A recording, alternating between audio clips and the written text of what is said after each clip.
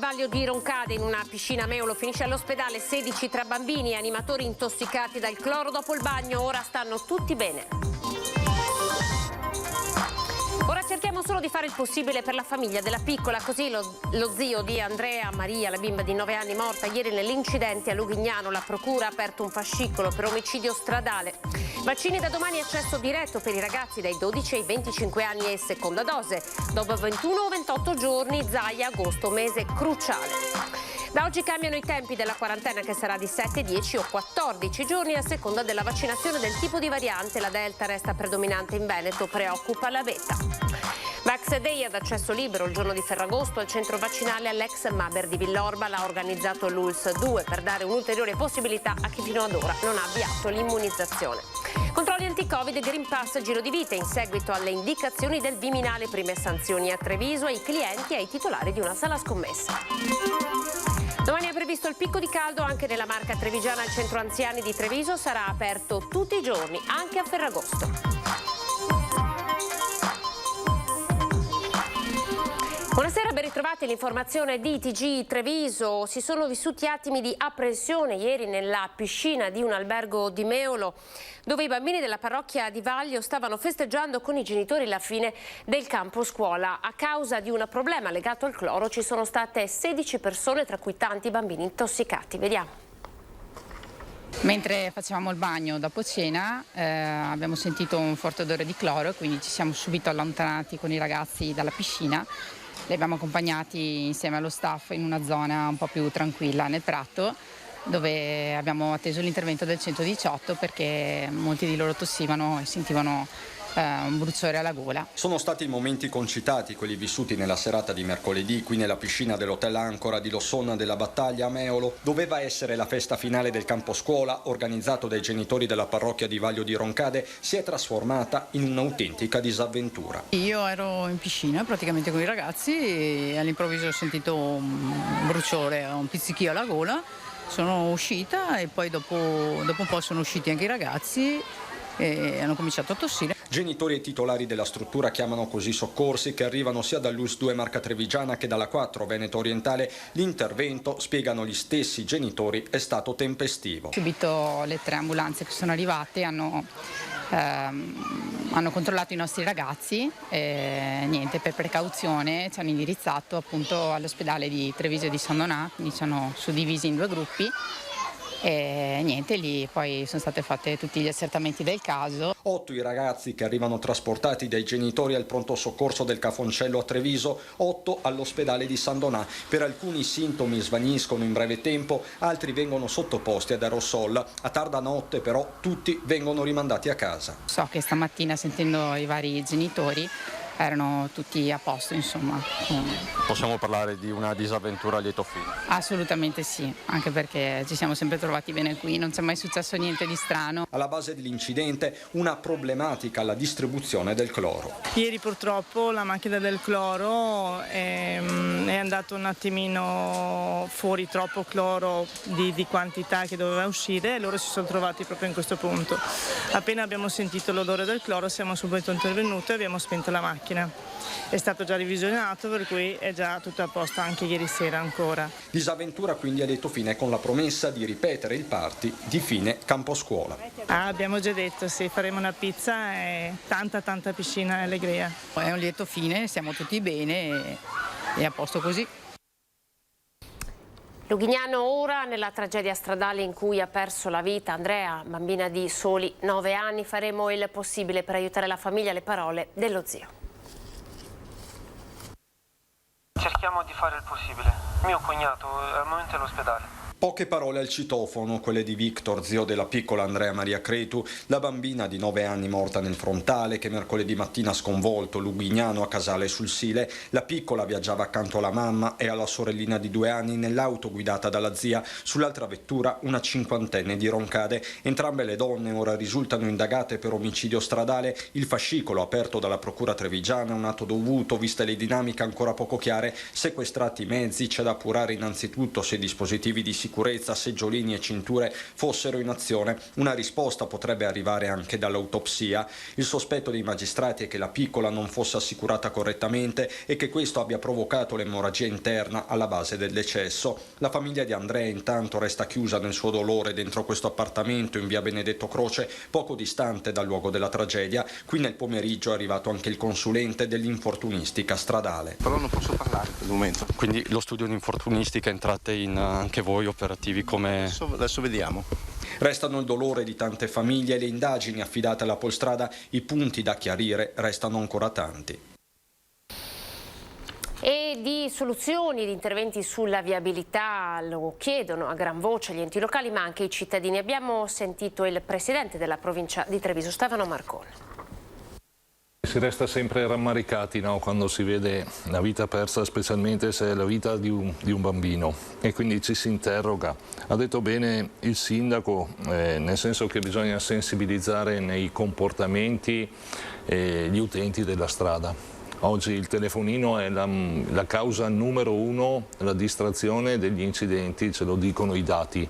Bisogna promuovere campagne di sensibilizzazione permanenti partendo dal mondo della scuola. In cantiere c'è già un progetto che, pandemia permettendo, sarà ripreso presto. È stato inoltre fatto un bando, continua il Presidente, per realizzare interventi di messa in sicurezza viaria su strade provinciali e comunali nel 2019-2020, mettendo 5 milioni a disposizione. In quel biennio sono arrivate 60 richieste di intervento da parte dei comuni per 7 milioni e mezzo e li abbiamo finanziati tutti. L'abbiamo riproposto. Per il biennio 21-22, sempre con 2 milioni e mezzo all'anno, sono arrivate richieste per la provincia di Treviso per 11 milioni, 70 interventi che generano opere per circa 27 milioni di euro. Li finanzierò tutti con l'avanzo del prossimo anno. Certo è che per arginare il tragico fenomeno degli incidenti mortali bisogna collaborare di concerto con le case automobilistiche e con chi fa prevenzione e con i sistemi tecnologici. Mi vengono in mente passi in avanti fatti con i sistemi antisbandamento, antitamponamento, rilevazione dei pedoni. Le macchine di ultima generazione ormai li montano quasi di default e sono strumenti che aiutano. Molto però dipende dai comportamenti degli automobilisti. Saranno celebrati sabato alle 9:30 nella chiesa arcipretale di Casale sul Sile, il paese dove viveva e dove ha perso la vita, i funerali di Bruno Zanon, nonno vigile investito da un'auto sabato 7 mentre attraversava la strada a piedi sulle strisce pedonali in via Roma, tratto della Jesolana. Il pubblico ministero della Procura di Treviso, la dottoressa Daniela Brunetti, che ha subito aperto un procedimento penale per omicidio stradale, indagando il conducente della vettura, non ha ritenuto necessario disporre la perizia autoptica sulla salma, essendo chiaro che il decesso è legato unicamente ai gravissimi traumi riportati in seguito all'investimento. Il 9 agosto così ha dato il nulla osta alla sepoltura. Parliamo di vaccini, ci sono novità, punto stampa oggi del presidente Luca Zaia a Marghera, riguardano soprattutto i giovani, sentite. Accesso diretto 12-25 anni senza se e senza ma. Ha anticipato la direttiva del generale Figliuolo, che ieri aveva chiesto alle regioni, a partire dal 16 di agosto, di garantire una corsia preferenziale ai 12-18 anni. Non solo, Mazzaia ha deciso di allargare la maglia fino ai 25 anni. È una delle novità illustrate dal Presidente. Dunque fino al 30 di agosto questa fascia di età potrà recarsi in qualsiasi centro vaccinale veneto senza prenotazione. Da domani chi vuole anticipare la seconda dose, avendo già maturato i 21 giorni di Pfizer dalla prima dose o i 28 giorni dalla prima dose per Moderna, può presentarsi in un centro vaccinale e chiedere l'anticipo. Continuiamo a spingere su una prevenzione serrata, dice Zaia, che poi aggiunge: le nuove seconde dosi per le prime vaccinazioni fatte da domani saranno fissate a 21 e 28 giorni ed ancora i veneti che si trovano in vacanza all'interno della regione potranno prenotarsi dal portale anche nei centri vaccinali al di fuori della loro ULSS. Può tranquillamente prenotarsi la sua vaccinazione fuori provincia, fuori ULSS, ma sempre nel territorio veneto. Non ultimo ultimo, gli imprenditori veneti in giro per il mondo che si sono vaccinati all'estero e devono rientrare in Italia hanno modo attraverso la loro ULSS di scaricare il Green Pass. Ovviamente, sottolinea Zaia, i vaccini fatti devono essere quelli autorizzati dall'EMA. Oggi abbiamo ragionevoli motivi per dire che agosto è il mese chiave nel quale ce la giochiamo tutta, dice. La media regionale delle vaccinazioni, ricorda, è il 70% e ad ottobre arriverà all'80%.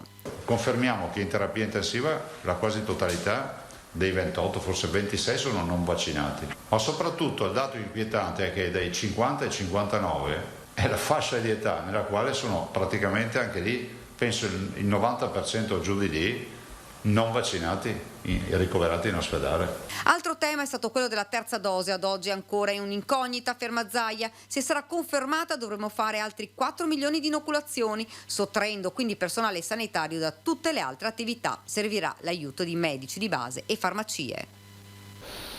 E poi ci sono delle novità anche per quanto riguarda la quarantena diversa a seconda del tipo di vaccinazione, delle dosi di vaccinazione ricevuta, ma anche del tipo di variante. È arrivata ieri una nuova circolare che modifica quelli che sono i tempi anche di quarantena a seconda del tipo di variante. Diminuisce così il periodo della quarantena per tutte le varianti, compresa la Delta, mentre aumenta per la Beta, nota anche come sudafricana, di cui al momento non è stato segnalato nessun caso in Veneto, ma sempre più presente a livello internazionale. Su questa variante non abbiamo ancora molti dati relativi a quella che può essere, diciamo, la caratteristica di diffusione, la capacità di contagio, quindi c'è un atteggiamento più prudente. Per tutte le varianti, quindi, esclusa la Beta, l'isolamento per i contatti stretti resta di 10 giorni, di 7 se si è vaccinati. I giorni resteranno 14 in mancanza di un test antigenico o molecolare con esito negativo.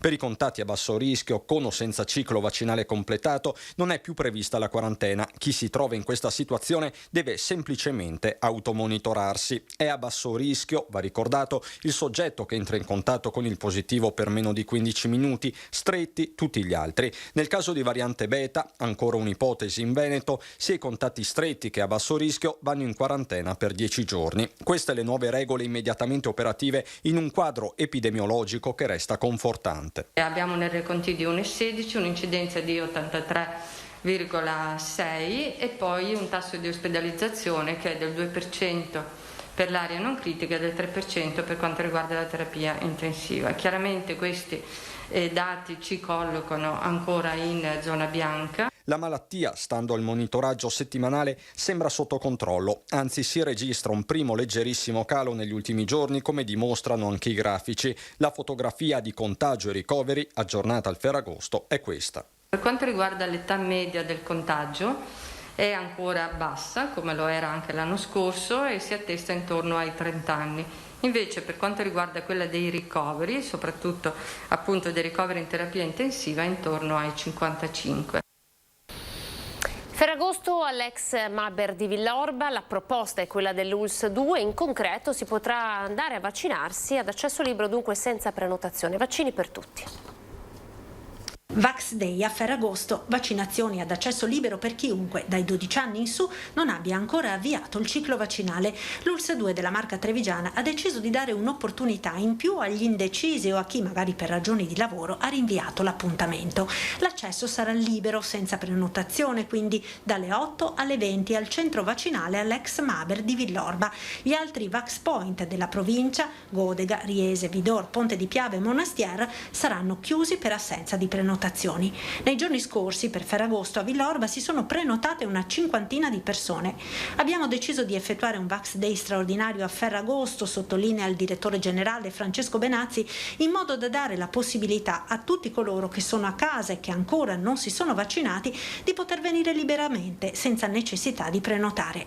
Per quanto riguarda i tamponi, l'ultimo dato è di 1139 test effettuati ieri, dei quali 69 a pagamento, 25 le positività emerse, e per quanto riguarda i positivi dell'ultima settimana, comunica l'azienda sanitaria, 2 su 3 hanno meno di 40 anni. Dai vaccini ai tamponi andiamo in farmacia con il boom di accessi proprio anche grazie ai prezzi calmierati. quei pochi positivi che troviamo li troviamo quasi tutti completamente asintomatici.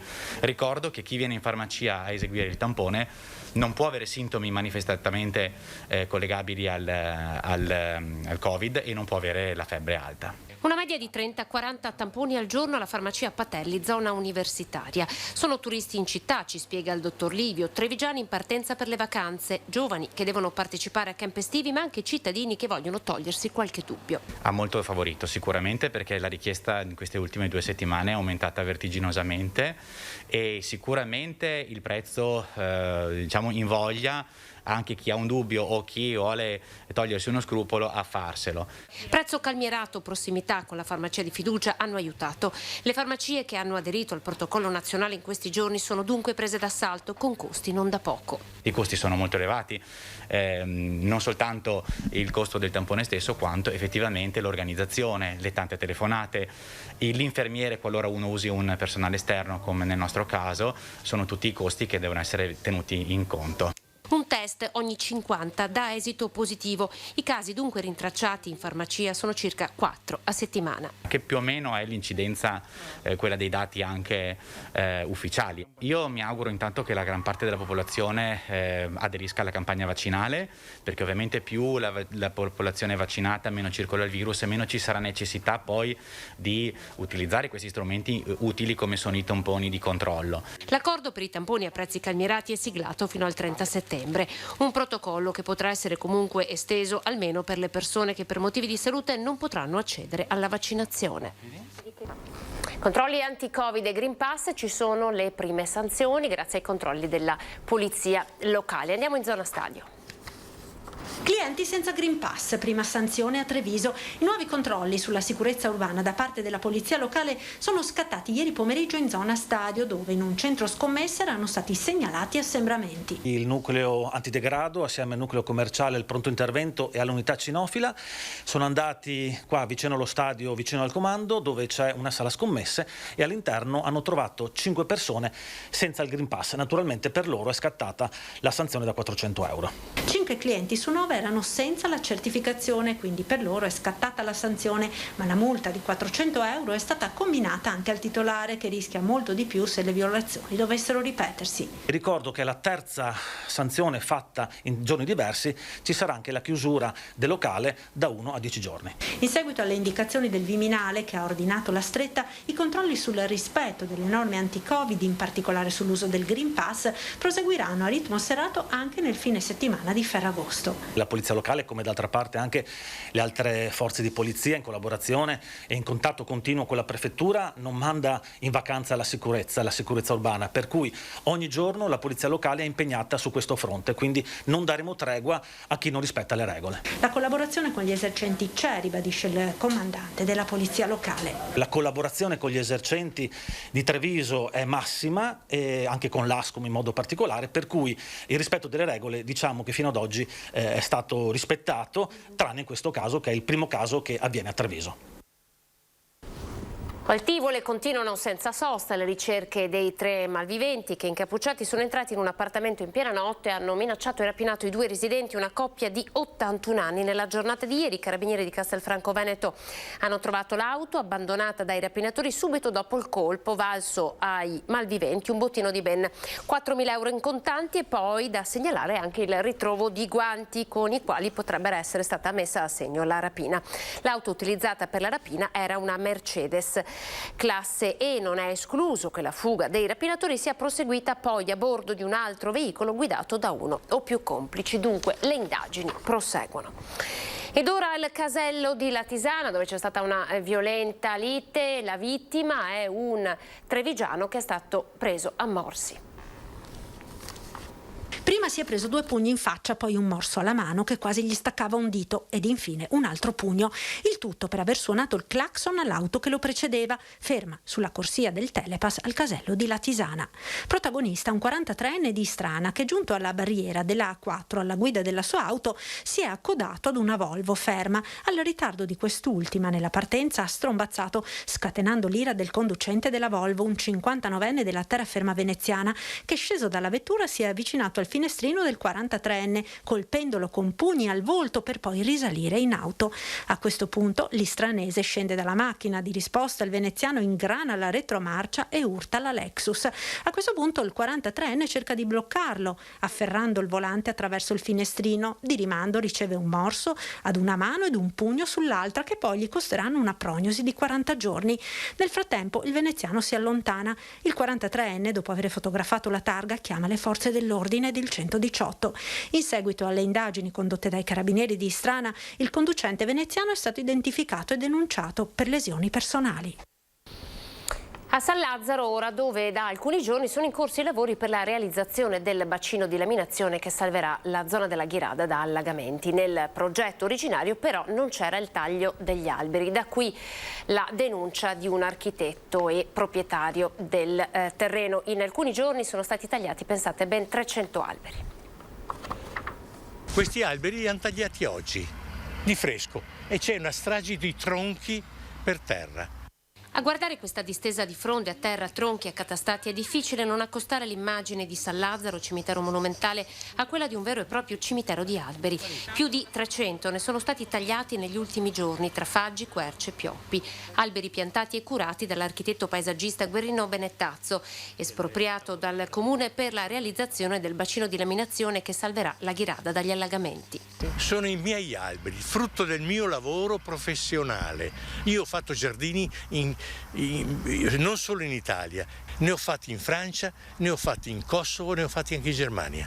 Io ho fatto agraria e poi mi sono specializzato all'estero. Un architetto non può fare una cosa del genere, è un delitto ambientale perfetto. Diversi i progetti inviati in comune dal signor Guerrino su quest'area a ridosso del Terraglio. Qui avrebbe dovuto sorgere un parco con un laghetto.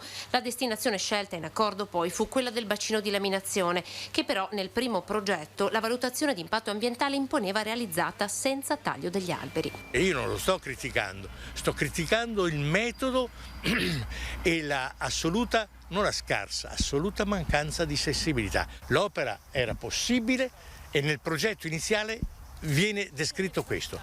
Viene descritto anche nella relazione di impatto ambientale. È stato sconvolto tutto e con una violenza assoluta. Il secondo progetto, che ha portato all'abbattimento di questi alberi ed in fase di realizzazione ora, secondo Guerrino avrebbe direttamente bypassato una nuova valutazione di impatto ambientale. Un problema di costi, suggerisce l'architetto, che starebbe valutando addirittura di denunciare il comune di Treviso per disastro ambientale. Domani è la vigilia del picco dell'estate, sarà la giornata più calda dell'anno. Andiamo al centro anziani con l'assessore che ha redatto il piano caldo per Treviso. Le temperature toccheranno il picco domani anche nella Marca trevigiana. Si raggiungeranno i 38 gradi contro i 34 di media registrati in questi giorni. Per tutelare i soggetti più deboli, gli anziani, il Comune ha attivato il piano caldo. In scadenza a fine mese garantisce l'apertura della struttura di via Castello d'Amore tutti i giorni. Abbiamo questo progetto, questo centro anziani che resta aperto tutti i pomeriggi dalle 15 alle 18:30, ci si può recare qui con prenotazione e a Ferragosto anche senza prenotazione. L'importante è esibire il Green Pass o comunque certificare che si ha un tampone negativo. Al tempo stesso è possibile farlo anche sabato e domenica, la domenica anche la mattina. Un aiuto contro il caldo ma anche contro la solitudine. Ecco perché il Comune sta già lavorando ad un nuovo progetto pilota in quartiere. Abbiamo un altro progetto che stiamo sperimentando grazie alla collaborazione di Sant'Egidio sul quartiere di Santa Bona per avere una visita a casa di un volontario di Sant'Egidio. Quindi il volontario si mette d'accordo con la persona che chiama il numero verde unico dei servizi e la visita viene programmata. Si combatte la solitudine insieme con dei volontari che conoscono il quartiere, sono molto preparati e sono persone splendide. Torneranno il prossimo anno anche i soggiorni climatici per anziani che quest'anno sono mancati a causa del Covid. Nella speranza, aggiunge l'assessore, che questa volta le linee guida per trasporti e soggiorni siano più tempestive. Andiamo in pubblicità. Ben ritrovati con TG Treviso, apriamo la pagina del Bellunese.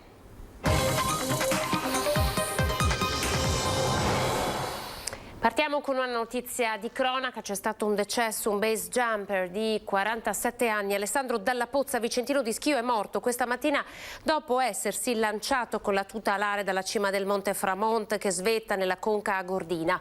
Alle 10:30 l'allarme della centrale del SUEM è stato dato dal compagno di volo che dopo il lancio e l'atterraggio sulla piana di Listolade ha atteso l'amico invano. L'elicottero del SUEM di Pieve di Cadore ha individuato il corpo del 47enne in un canale sotto la parete verticale del Framont. Sbarcati con un verricello, i soccorritori non hanno potuto fare altro che constatare il decesso dell'uomo. Ottenuto il nulla osta dalla magistratura per la rimozione, la salma è stata ricomposta e trasportata a valle. La dinamica del tragico incidente è ora al vaglio dei carabinieri di Agordo. Siamo a Pedavena, brutta esperienza per una fiorista. Superato l'episodio, poi il messaggio che viene lanciato è un bel messaggio. Sentiamo.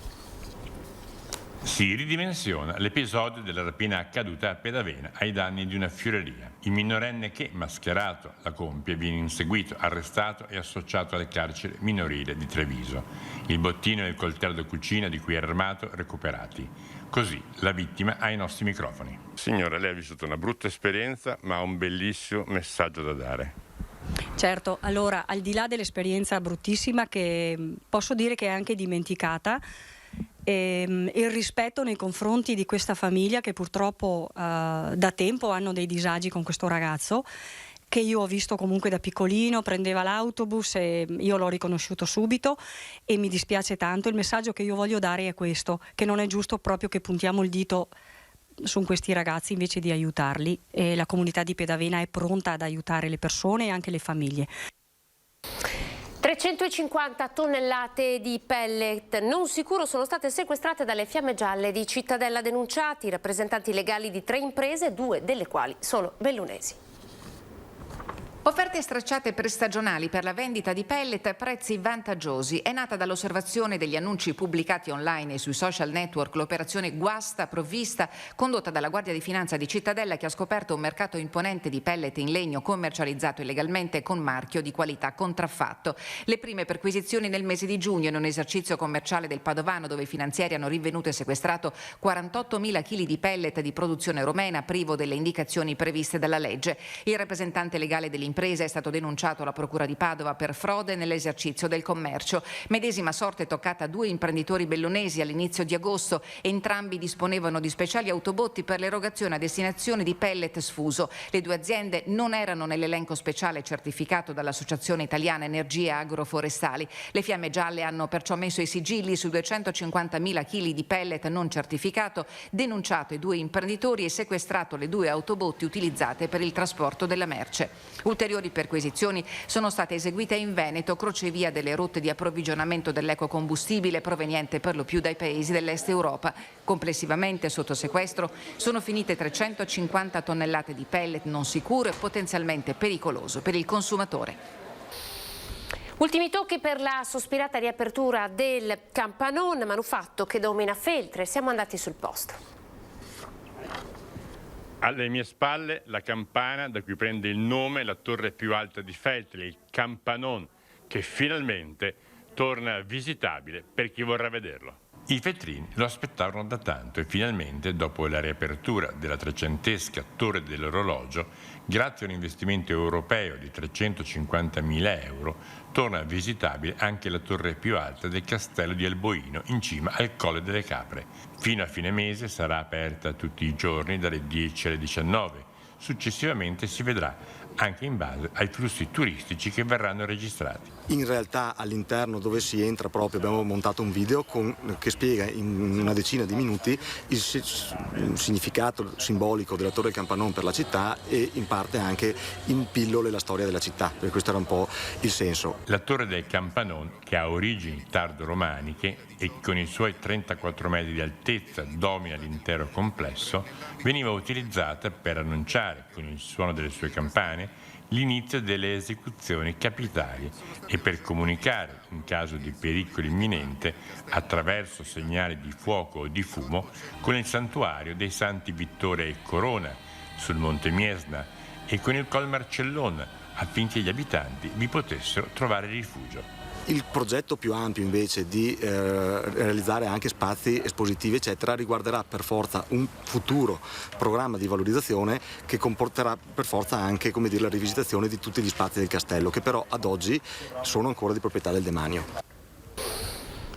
Era questo l'ultimo servizio, grazie per essere stati in nostra compagnia. Ora le previsioni del tempo, arrivederci.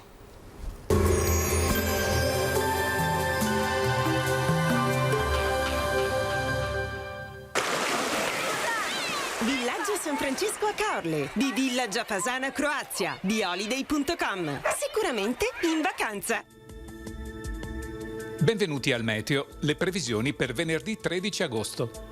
Un'altra giornata di bel tempo sul Veneto, con cielo sereno o poco nuvoloso, con la morsa del caldo che continuerà ad attanagliare la regione. Le temperature in pianura saranno in aumento da leggero a moderato durante il giorno, nelle valli e in alta montagna stazionarie di giorno, in aumento di notte. Complessivamente le temperature saranno sopra la media del periodo, anche di molto, e comprese tra 16 e 24 gradi, le massime tra 26 e 34. Vediamo ora la situazione in Friuli Venezia Giulia. Cielo in genere sereno, sulla zona montana probabilmente poco nuvoloso al pomeriggio, con la possibilità di qualche locale rovescio o temporale, specie sui settori più interni. Venti a regime di brezza. Anche qui farà caldo su tutte le zone e sulla costa anche le temperature minime risulteranno elevate. Le temperature minime saranno comprese tra 16 e 24 gradi, le massime tra 25 e 35 gradi. Per quanto riguarda la situazione in Trentino Alto Adige, venerdì soleggiato, con nubi alte a tratti e nelle ore più calde annuvolamenti cumuliformi in montagna, dove saranno possibili brevi rovesci o temporali. Temperature sopra le medie del periodo, le minime comprese tra 10 e 16 gradi, le massime tra 27 e 33 gradi. Dal meteo è tutto, arrivederci.